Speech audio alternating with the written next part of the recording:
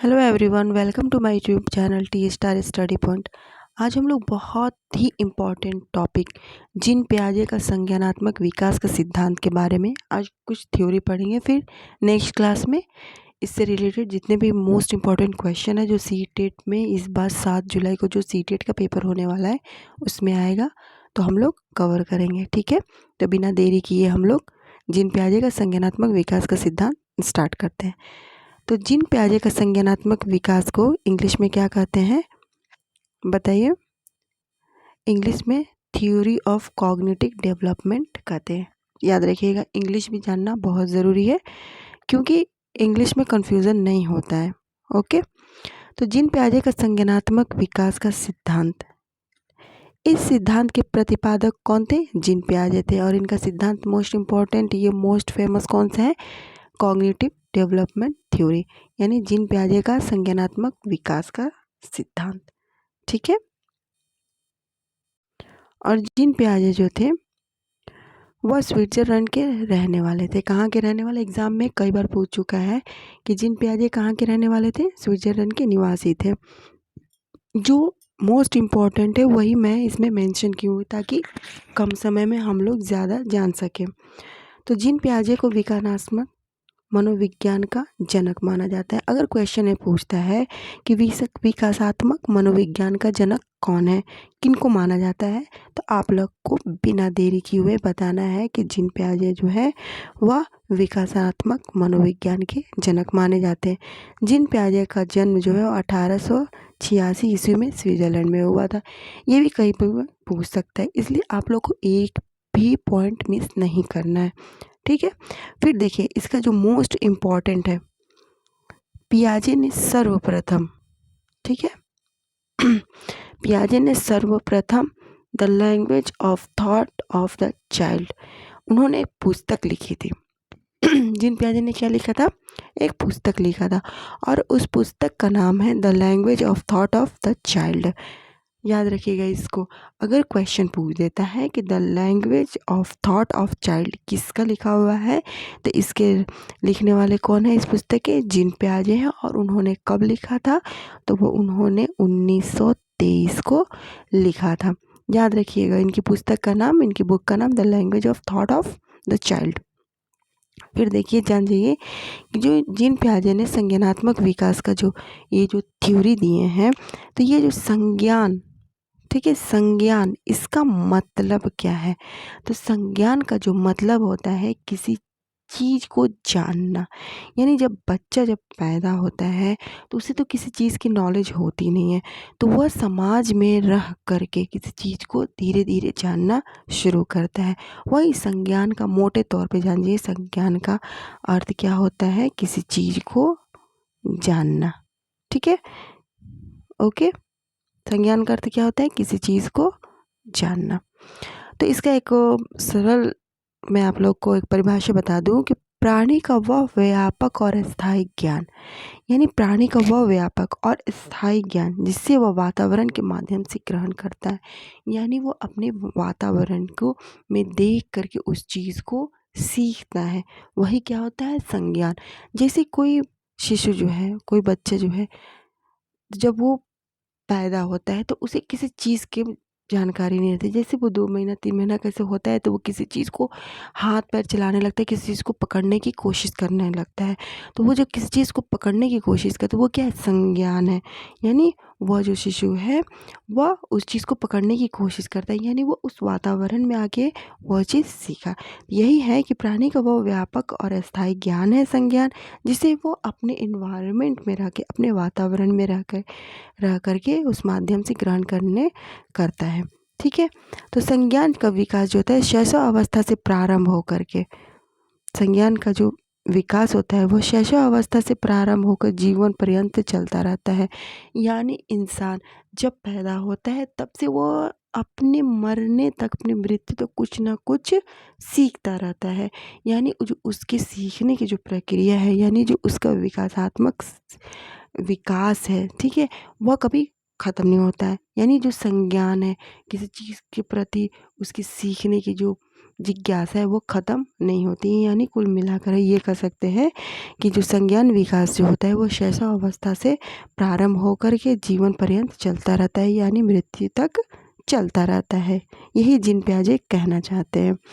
तो जीन पियाजे का ये जो संज्ञानात्मक जो अध्ययन है, ठीक है, विकास है, इसको आप जान जाइए। इसमें मोस्ट इम्पॉर्टेंट जो है जो जीन पियाजे से रिलेटेड क्वेश्चन आ सकते हैं। जैसे जीन पियाजे ने संज्ञानात्मक पक्ष पर अध्ययन किया था। संज्ञानात्मक तो आप लोगों को पता ही है, मैंने भी बताया संज्ञान मतलब क्या होता है, किसी चीज़ को जानना। तो उन्होंने जीन पियाजे ने संज्ञानात्मक पक्ष का अध्ययन किया था और इसमें देखिए बहुत विवाद में रहा है। उन्होंने अपने बच्चों पर प्रयोग किया था। किस पे प्रयोग किया था? उनके 2 बच्चे थे 9 और 11 वर्ष के, उन पे इन्होंने प्रयोग किया था। किसने? जीन पियाजे ने। इसमें देखिए मैंने मेंशन किया है जो जीन पियाजे का संज्ञानात्मक विकास है, जिसमें इम्पॉर्टेंट जो टॉपिक है, जो इम्पॉर्टेंट चीज़ है वो मैंने यहाँ पे इकट्ठा की है ताकि आप लोग एक नज़र में ये जान जाए। तो क्या उन्होंने अपने बच्चों पर प्रयोग किया था अवस्था का सिद्धांत। उन्होंने क्या अवस्था का सिद्धांत दिया था, संज्ञानात्मक विकास का सिद्धांत उन्होंने दिया था। ठीक है, तो फिर देखिए नेक्स्ट देखिए कि संज्ञानात्मक विकास की जो अवस्थाएं उन्होंने दी थी। किसने? जीन पियाजे ने संज्ञानात्मक विकास की जो अवस्थाएं जो उन्होंने दी थी वह कुल 4। पहला संवेदीगामक अवस्था, दूसरा पूर्व संक्रियात्मक अवस्था, मूर्त संक्रियात्मक अवस्था और औपचारिक संक्रियात्मक अवस्था। देखिए जीन पियाजे का ये जो टॉपिक है, जीन पियाजे का जो संज्ञानात्मक विकास का जो ये सिद्धांत है, ये बहुत इम्पॉर्टेंट है। सीटेट के पेपर में इससे रिलेटेड क्वेश्चन बिल्कुल आएंगे, इसलिए आपको बिना स्किप के वीडियो देखिए और मैं आपको एकदम स्टोरी टाइप का ऐसा बताऊंगी कि आप लोग को याद करने की ज़रूरत नहीं पड़ेगी, आप लोग आसानी से समझ जाएंगे। तो देखिए जिन संज्ञानात्मक विकास की जो अवस्था है उन्होंने कितनी दी थी जीन पियाजे ने? 4। कौन कौन सी? संवेदीगामक अवस्था, पूर्व संक्रियात्मक अवस्था, मूर्त संक्रियात्मक अवस्था, औपचारिक संक्रियात्मक अवस्था।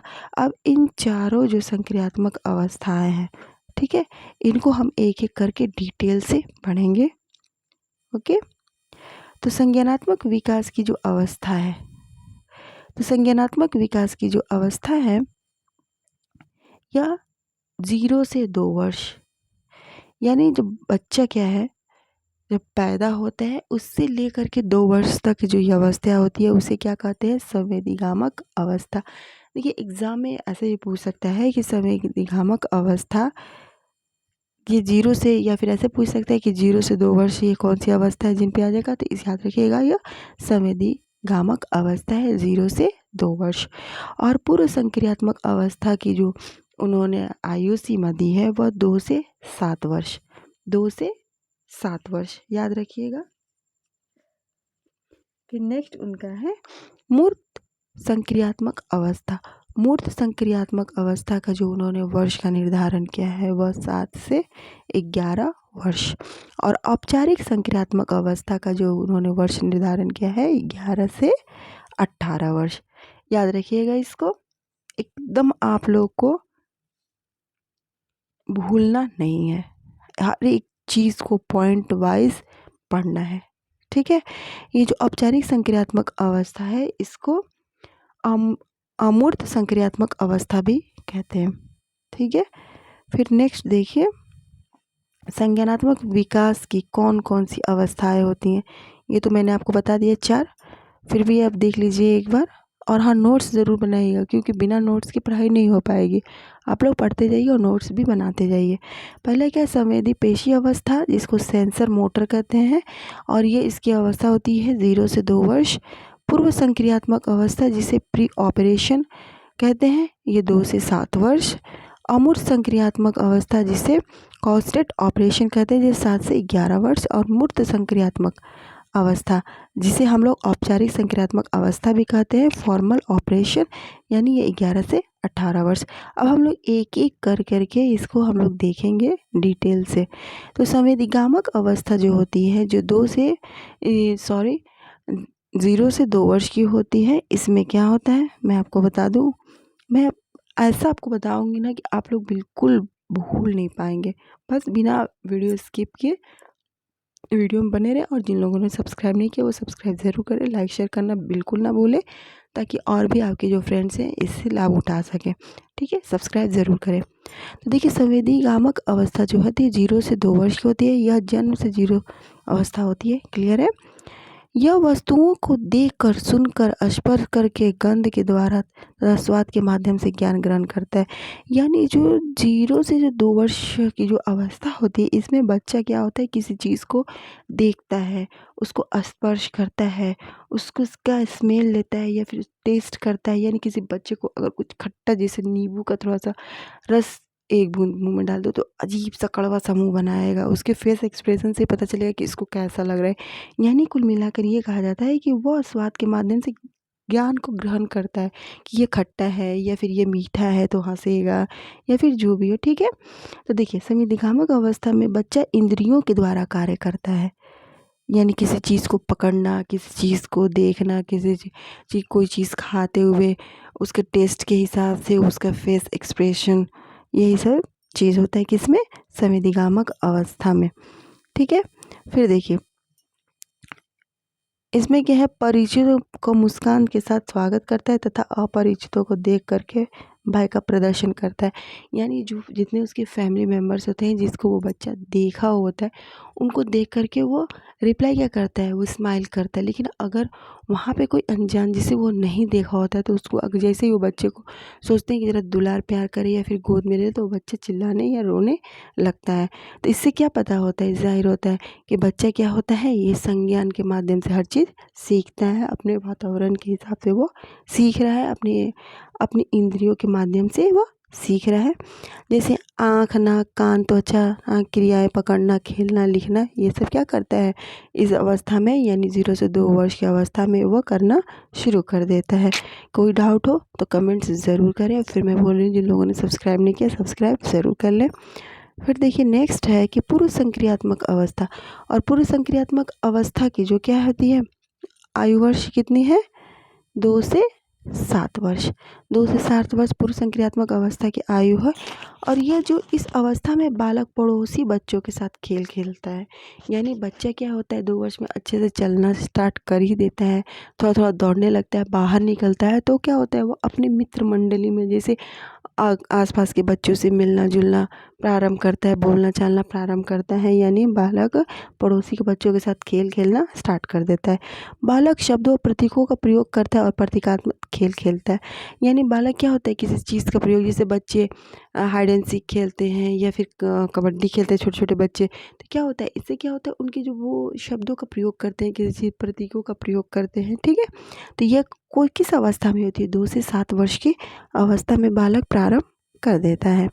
फिर नेक्स्ट देखिए, पूर्व संक्रियात्मक अवस्था जो 2 से 7 वर्ष होती है, इसे खिलौने की आयु भी कहा जाता है। एग्जाम में मोस्ट इम्पॉर्टेंट स्टार बना लीजिए इसको, मोस्ट इम्पॉर्टेंट है। ये जो खिलौने की जो आयु है, यह किस अवस्था को कहा जाता है, तो पूर्व संक्रियात्मक अवस्था को क्या कहा जाता है, खिलौने की आयु कही जाती है। इस दौरान उसमें भाषा का विकास भी हो जाता है। यानी बच्चा क्या बोलना प्रारंभ कर देता है, उसके जो वर्तनी जो उन लोग को उच्चारण होते हैं वो तो ठीक होने लगते हैं। ठीक है, फिर देखिए नेक्स्ट देखिए, इतना तो पता चल गया आप लोगों को। फिर देखिए कि वस्तु स्थायित्व के भाव जागृत हो जाता है, निर्जीव वस्तुओं में सजीव चिंतन करने लगता है, इस जीववाद कहते हैं। यानी क्या है कि निर्जीव वस्तुओं में सजीव चिंतन करने लगता है, इसे जीववाद कहते हैं। यानी जो बच्चा होता है, जैसे मान लीजिए लड़कियां, फॉर एग्जांपल लड़कियां क्या होते हैं, गुड्डे गुड़ियों से खेलना स्टार्ट कर देती हैं, उनकी शादी कराने लगती है। यानी वो गुड़िया और गुड्डे क्या निर्जीव है, लेकिन सजीव की तरह, यानी अपनी सोसाइटी में, अपने पास पड़ोस, अपने घर में देखती है शादी विवाह का माहौल, तो क्या करती है, उसमें वो भी उस निर्जीव में सजीव चिंतन करना प्रारंभ हो जाता है। और ये कब होता है, पूर्व संक्रियात्मक अवस्था में। फिर देखिए नेक्स्ट क्या है, अनुकरणशीलता पाई जाती है। इसमें क्या है, अनुकरणशीलता, यानी किसी चीज़ को देख करके, अनुकरण मतलब क्या होता है, किसी चीज़ को देख करके सीखना, वैसे ही करना। यानी बच्चा जो चीज़ देखता है उसे करना चाहता है, वो सीखना चाहता है। शिशु अहमवादी होता है तथा दूसरों को कम महत्व देता है, यानी स्वयं प्रयोग अपने से प्रेम करने लगता है, यानी अपने आप में ही वो मगन रहता है। ठीक है, नेक्स्ट है, अब तो आप लोग पढ़ लिए 2 से 7 वर्ष की आयु। फिर देखिए मूर्त संक्रियात्मक अवस्था, जिसकी आयु वर्ष है क्या, 7 से 11 वर्ष। इस आयु वर्ष में जो बच्चा होता है, बालक होता है, चिंतन और तर्क करना शुरू कर देता है। यानी कि अगर कोई कहता है कि यह चीज़ सही है या फिर ये चीज़ गलत है, तो वो उसमें अपना दिमाग लगाता है कि आखिर ये चीज़ सही है तो कैसे सही है, या फिर उसको लगता है कि ये चीज़ गलत है तो ये गलत है। यानी उसके अंदर तर्क करने की जो क्षमता होती है वह शुरू होने लगती है। इस अवस्था में बालक दिन, तारीख, समय, महीना आदि बताने योग्य हो जाते हैं। यानी 7 से 11 वर्ष की जो आयु होती है, इसमें बच्चे को क्या होता है, दिन वो जानना स्टार्ट कर देते हैं कि आज कौन सा दिन है, तारीख वगैरह ये सब क्या करते हैं, जानना प्रारंभ करते हैं। यानी उनका जो माइंड होता है वो बहुत तेज़ी से डेवलप करता है। किसमें, मूर्त संक्रियात्मक अवस्था। देखिए मैं बार बार कर रही हूँ, जीन पियाजे का जो ये जो संज्ञानात्मक विकास का जो इसका सिद्धांत है, जिसमें उन्होंने 4 अवस्थाएं जो बताई हैं, उसको याद करना बहुत ज़रूरी है।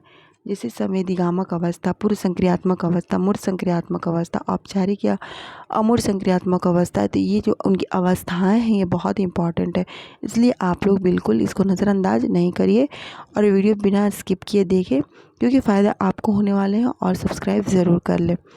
फिर देखिए नेक्स्ट देखते हैं, मूर्त संक्रियात्मक अवस्था में क्या है कि इस अवस्था में कि जो बालक है, ठीक है, सही अनुपात का अंतर, आकार, भार आदि को समझने लगता है। यानी उसके अंदर तर्क की जो भावना होती है वह आ जाती है, स्टार्ट हो जाती है। मूर्त चिंतन का प्रारंभ कर लेता है। मूर्त संक्रियात्मक अवस्था में बच्चा क्या होता है, मूर्त चिंतन भी उसका प्रारंभ हो जाता है।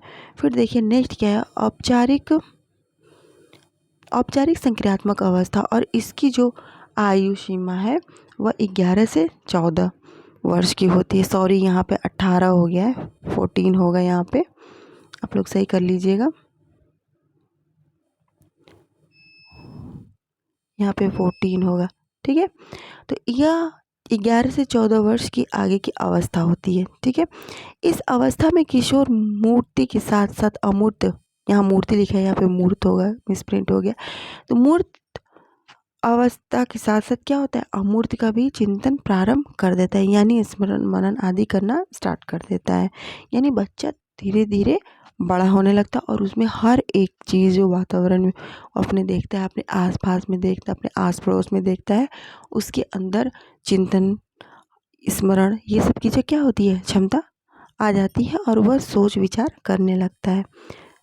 ठीक है, कार्य को कारण समझता है, यानी कार्य में अंतर करता है, यानी कौन सा काम जो है वो क्यों करना है, कैसे करना है, ये उसके अंदर क्या होती है, आ जाती है क्षमता। फिर देखिए इसलिए इसे तार्किक चिंतन की अवस्था के नाम से भी जाना जाता है।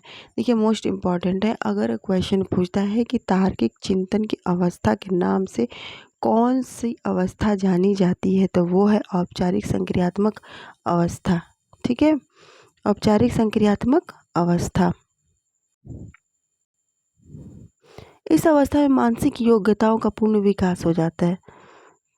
यानी 11 से 14 जो औपचारिक संक्रियात्मक अवस्था है, 11 से 14 वर्ष, इसमें क्या होता है, मानसिक योग्यता का पूर्ण विकास हो जाता है। इस अवस्था में परिकल्पनिक चिंतन पाया जाता है। यानी ये जो अवस्था होती है किशोरावस्था की अवस्था होती है, ठीक है, स्टार्ट हो जाता है किशोरावस्था। और आप लोग को पता है किशोरावस्था को क्या कहते हैं, तूफान की अवस्था कहते हैं, परिकल्पना की अवस्था कहते हैं। ठीक है, इसमें बच्चे क्या परिकल्पिक चीज़ों, किसी भी चीज़ की कल्पना करना प्रारंभ कर देते हैं। ओके, फिर देखिए नेक्स्ट इसमें जो मोस्ट इम्पॉर्टेंट है, स्कीमा। ठीक है, स्कीमा। तो स्कीमा का जो अर्थ होता है, स्कीमा का जो मतलब होता है कि वातावरण द्वारा अर्जित संपूर्ण ज्ञान का संगठन ही स्कीमा है। यानी जो बच्चा अपने वातावरण में रह करके, अपने वातावरण से सीख करके, यानी अपने आस पड़ोस के लोगों का अनुकरण करके, अपने वातावरण का अनुकरण करके जो चीज़ सीखता है वो अपने अंदर अर्जित करता है, वह संपूर्ण जो उसका ज्ञान है टोटल नॉलेज है वही क्या है, स्कीमा है। यानी वातावरण द्वारा जो, इसका एक आसान परिभाषा है कि वातावरण द्वारा अर्जित संपूर्ण ज्ञान, यानी वातावरण के ज़रिए जो उन्होंने अपना जो ज्ञान अपने अंदर अर्जित किया है उसका संगठन क्या है, स्कीमा है। ठीक है, तो देखिए इसमें ये है कि जीन पियाजे का जो शिक्षा में योगदान किया है, तो जीन पियाजे का संज्ञानात्मक विकास का सिद्धांत का प्रतिपादन उन्होंने किया था। और जो इन्होंने बाल केंद्रित शिक्षा पर बल दिया था, किस पे बल दिया था, बाल केंद्रित शिक्षा पे बल दिया था। यानी जीन पियाजे साहब का ये कहना था कि जो बच्चा है वो वातावरण से सीखता है, किसी चीज़ को जानता है फिर सीखता है, यानी टोटली डिपेंड किस पे रहता है, वातावरण पे रहता है। यानी वातावरण का अनुकरण करके वो संज्ञान प्राप्त करता है, नॉलेज प्राप्त करता है। ठीक है, और उन्होंने इसकी 4 अवस्थाएं बताई जिसमें मैंने आप लोगों को पूरी डिटेल से मैंने बताया है। और आप लोगों को कोई भी डाउट हो, ठीक है, बिना hesitation, without any hesitation you can comment me. ठीक है, आप लोग कमेंट ज़रूर करें। और आगे आप लोगों को कौन सा टॉपिक पे चाहिए, वैसे मैंने आज फर्स्ट क्लास दिया CDP का, सीटेट 7 जुलाई का जो पेपर होने वाला है, तो आप लोगों को कितना समझ में आया। और फिर नेक्स्ट डे मैं इसका क्वेश्चन आंसर कराऊंगी ताकि आप लोगों को पता चले कि आप लोगों ने कितना समझा है। और हाँ, नोट्स ज़रूर बनाएं। और जिन लोगों ने सब्सक्राइब नहीं किया है वो सब्सक्राइब ज़रूर कर ले और अपने दोस्तों के पास शेयर भी करें और लाइक करना बिल्कुल ना भूलें। और हाँ, बेल आइकन को प्रेस ज़रूर करें। फिर मिलते हैं नेक्स्ट वीडियो में, तब तक के लिए टेक केयर, जय हिंद एंड गुड बाय।